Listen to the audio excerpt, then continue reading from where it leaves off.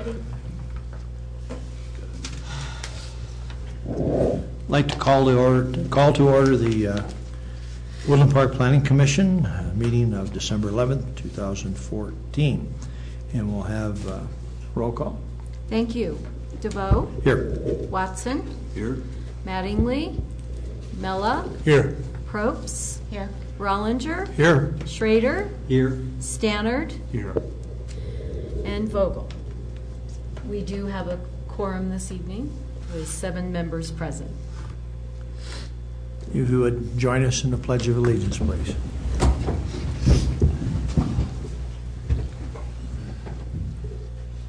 Pledge allegiance to the flag of the United States of America and to the republic for which it stands, one nation, under God, indivisible, with liberty and justice for all.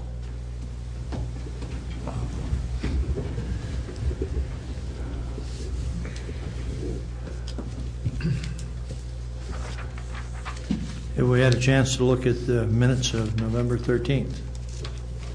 Any changes, Mr. Rollinger? None, thank you. A motion to approve. Second. All those in favor? Aye. Request and/or public hearings to consider an ordinance amending Section 18090F2 of the Woodland Park Municipal Code to rescind the 25-foot setback requirement for the sale of new or used automobiles, recreational vehicles, like trucks, motorcycles, snowmobiles, and boats. And I believe, sir, you are going to present this. Yes, Mr. DeVoe, we'd like to welcome Cy Abbott to the podium. He has been a student volunteer in the planning department for the last few months, and one of his projects was to work on this legislation. So he is the staffer for this evening, and we'll have a short presentation. Just don't be nervous, relax, the whole city's watching you. Thank you. Just broadcast nationally. Sorry. All right. Good evening, members of the Woodland Park Planning Commission. I'd like to come before you to present an ordinance number 1227, which would rescind the 25-foot setback imposed on automobiles that is currently on the books in the city of Woodland Park. Currently, some of the motivations that we've had for this particular ordinance, we've had an application from Bad Rock Auto, which is a local business that's located off of Highway 24 towards the southern entrance of the city, and they've applied for a conditional use permit to sell motorized vehicles on their site. Currently, they mostly deal in auto parts and things of those like, but they'd also like to expand into auto sales. And again, auto sales are a permitted use in that area. It is a community commercial zone. But currently on the books we have in the municipal code a mandate that prohibits the sale of any automotive vehicle within 25 feet of the right-of-way of a city street. And historically, the planning department has chosen not to apply this particular mandate to any of the other businesses that sell automobiles in the city of Woodland Park. And there are several examples of those. There's Catamount Auto Sports, there's Big D Auto Sports, and several other businesses that are not under this mandate. So there are several main reasons why we should rescind this particular 25-foot setback. First of all, it does not actively advance any of the city's health, safety, or welfare, or anything therein. It's an older piece of legislation that's been on the books for quite a long time, and by this point it's actually obsolete, and it's not any further, it's not actually supporting anything that Woodland Park stands for, and it's actually, in this case, being a detriment to local businesses. Also, it's, again, it's our second point, that it's ostensibly harmful to these businesses by limiting where they can advertise and show their vehicles. And again, this is incredibly important when you're dealing with automobile sales. You can't just put up a billboard. You actually have a car that you're trying to sell, and the closer you can get that to where people will see it, which is from a road, the better. And again, it's not anything inherently ugly. It's something that shouldn't really be a problem as far as having to set it back from roads. Also, city design standards already provide for landscaping, and also we have legislation that currently supports visually pleasing street yards, which would already be in place and would not be harmed by the rescinding of this particular this section of the code. And again, I have more information on that. Especially, I think Ms. Riley has more information to provide for that if necessary. And also, similar mandates cannot be found in any of the bylaws of any other Colorado municipality that was researched. And again, this was researched extensively, and both municipalities that are similar to Woodland Park and also some of the larger municipalities like City and County of Denver, like City of Colorado Springs, City of Canyon City, none of them have any such legislation similar to this, and none of them have for a very long time.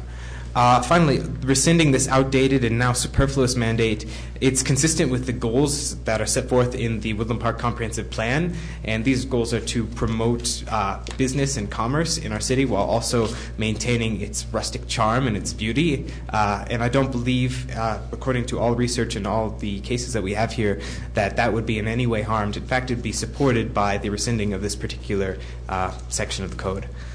And what the code would now contain is depicted right behind me on the PowerPoint, and also in your packets on the back page. Section 18990 F2 would appear as follows, with the omission of the stricken lines. And as you can see right here, the code would now read automotive RV travel trailers and boats sale, service, and rental. Sale of new or used automobiles, recreation vehicles, light trucks, motorcycles, snowmobiles, and boats, including enclosed accessory repair facilities. And again, these would be conditional and permitted uses based on different areas that they are zoned in. And again, with the stricken area, that would contain just the 25-foot setback that we are trying to rescind this evening. The recommended action from the Planning Commission, we move to recommend the approval of this particular ordinance and rescind the 25-foot setback imposed on automobile sales in Section 18990 F2. Thank you very much, and I hope you will. I strongly urge you to consider this matter. Thank you.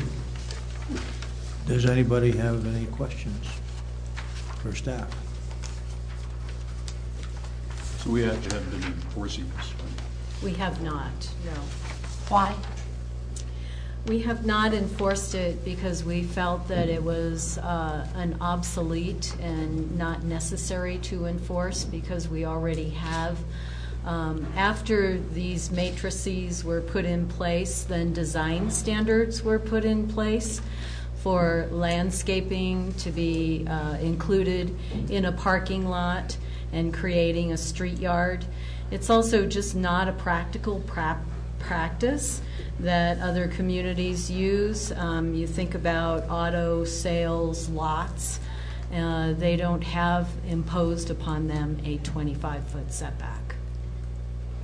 Yeah, but if you look at the old Vista Mart with all, whatever that business is now, it's like a junkyard out there when you drive by. At the what? It's The old Vista, with the motorcycles. The Catamount. Whatever that place Catamount is. sales. Kinda He has his motorcycles and dirt bikes lined up along the sidewalk there. He brings them in and out at night. I would beg to differ that it looks like a junkyard. Beauty's in the eye of the beholder. It's not very pretty. Yeah, that to me would be a separate issue. I think relevant is that this is not in other communities, large and small. And so we're kind of atypical by having it on our books, so I would support rescinding it. How long has it been that way? How long 25 feet? Has this been in a... How long have we had a 25-foot setback? The zoning regulations were overhauled in 1996. Okay. When we built Alpine, it was 10 foot. Because I remember measuring the building from the right-of-way on both sides. So maybe it got changed to 25 at that point in time, right after that. Because ours was 10 at that point in time, which would have been in the very early part of 96. It must have changed after that, because I remember measuring that make sure we set the building and make sure we were back from the right of way. This is not a building setback. Right.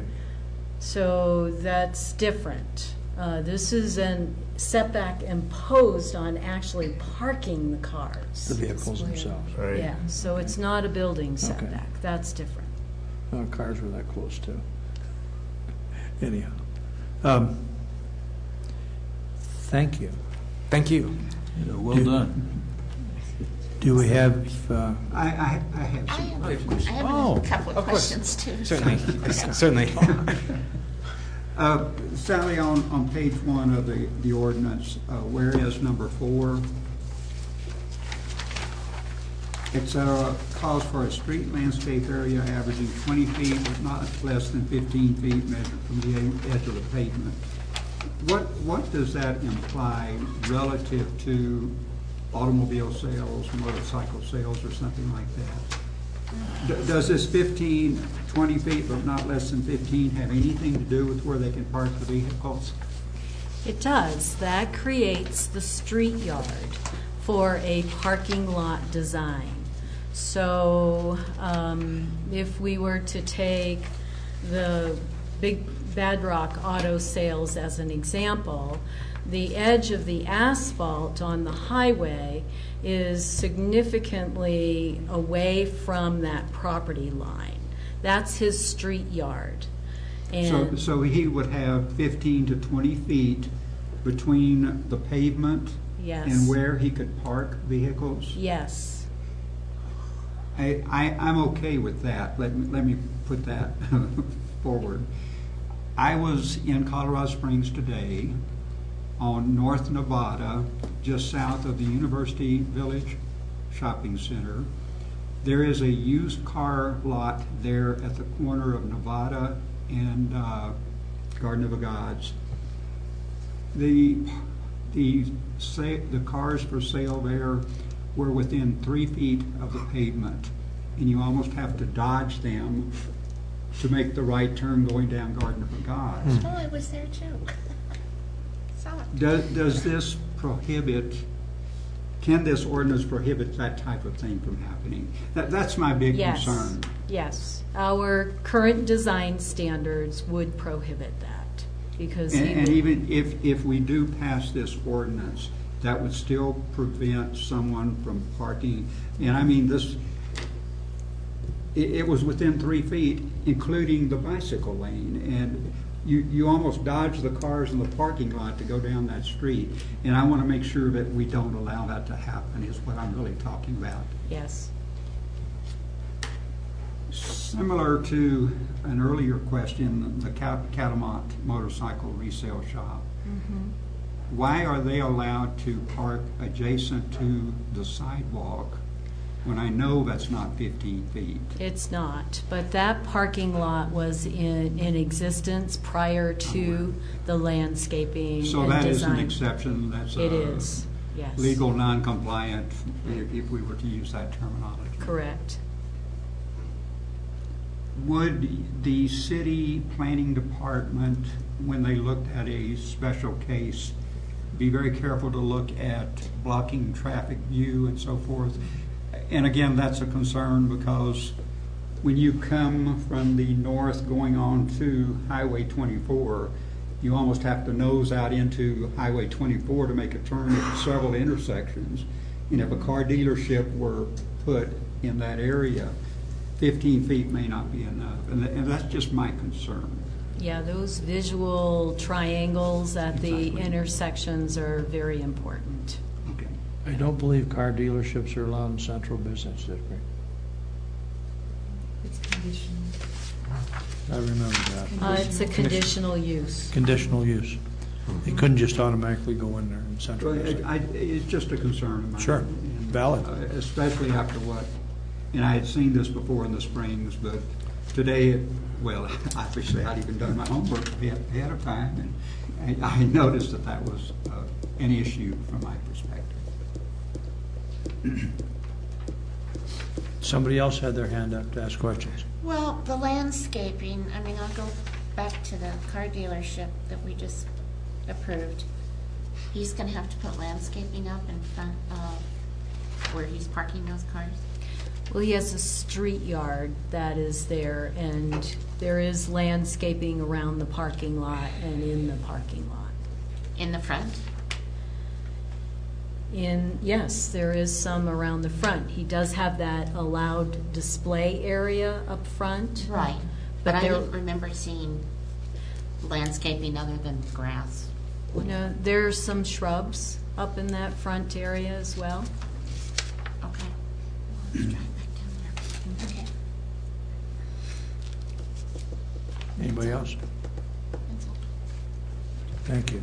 Just an editorial comment, and y'all know me, so it's okay for me to say this. I hope that in the original document that's on page 2, Uh-huh. in the part that has been stricken through, the third from the bottom sentence, I hope that it did not say display of vehicles for sale shall, spelled like a seashell. Well, it should be, yeah. Sorry about that. Another reason that it's stricken. No You're further after Tom's comments. job. You're checking this. That's fine. Okay. Do we have anybody signed up? We do not. Okay. We'll open up public comment at this point in time. Do we have anybody that didn't sign up that would like to speak? Seeing none, we will close public comment. At this point, we will have discussion by the commission. Any other questions or items that you want to talk to staff about? Or discussion about the ordinance itself? Then I would entertain a motion. I move approval of the ordinance number 1227, rescinding the 25-foot setback imposed on automobile sales in section 18.09.090, F.2. Second. We have a motion and a second. Thank you. DeVoe, Yes. Watson, Yes. Mello, Yes. Probst, No. Rollinger, Yes. Schrader, Yes. and Stannard. Yes. Motion passes 6-1. This will move forward to the City Council's agenda on January 15th, and public hearing will be set for February 5th. And we thank Cy for the work that he did on this research and drafting the ordinance and drafting the staff report. And I should have added that the city attorney had looked at this, so she gave us a thumbs up as well. Is he going to present to the council? He has been invited to come to the council. It is after his class requirements, but we'd like for him to see it through. Very good, very good. Make sure you do that. Okay, we'll move on to reports. I have none. Any of us up here want to talk about anything? Anybody over there want to talk about anything? I just want to remind you of a few things on your desk this evening. There is a CML magazine that you receive quarterly. You enjoy reading those.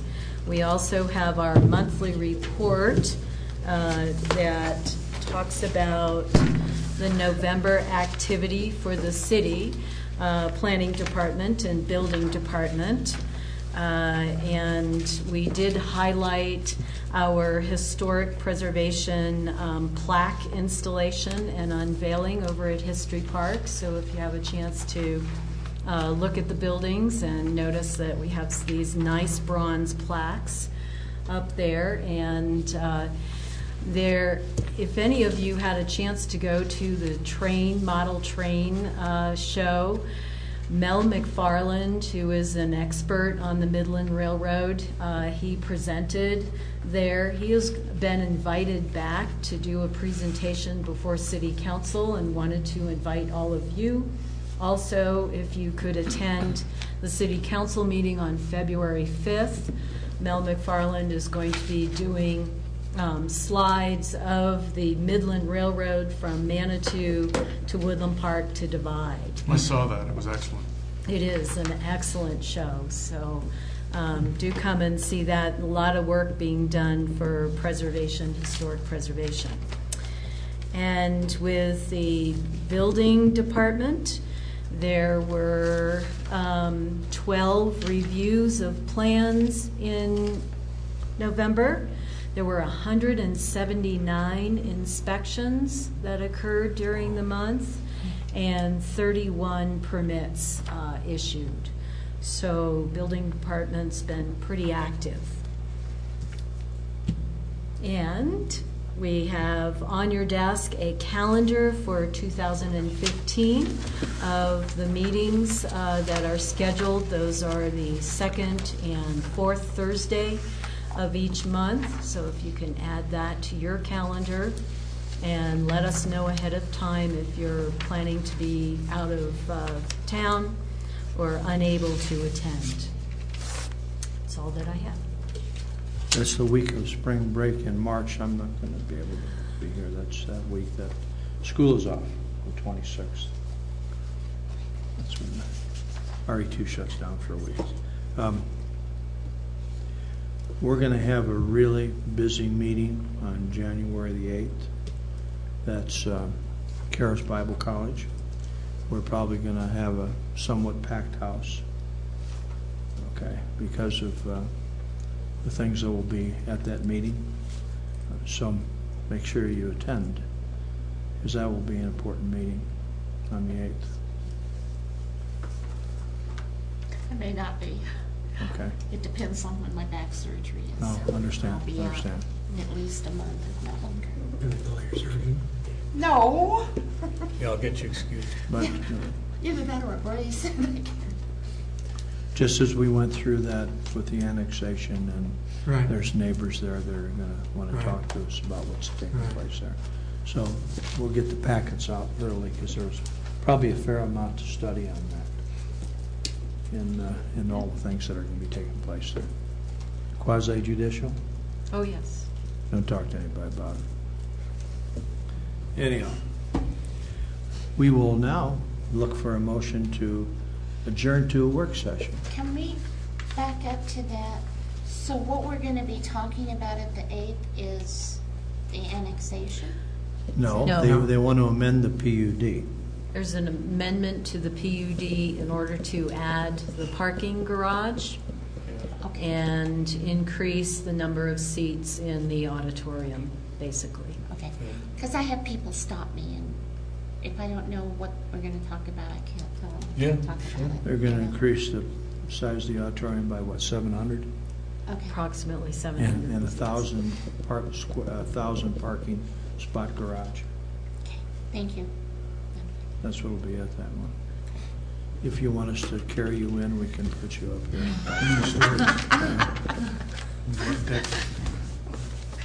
I'll try to schedule it the day after. Okay. Will that be okay? And now what we're going to do, we need a motion to adjourn, and then we're going to join you at the press table. So moved. Second.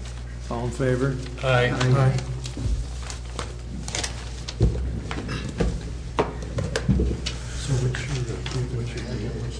Who's doing it? They're working on Steve. They got to stop for dinner. He's one of the top three. He did my dad's surgery 20 years ago. Yeah, he's a good guy. He's a good guy.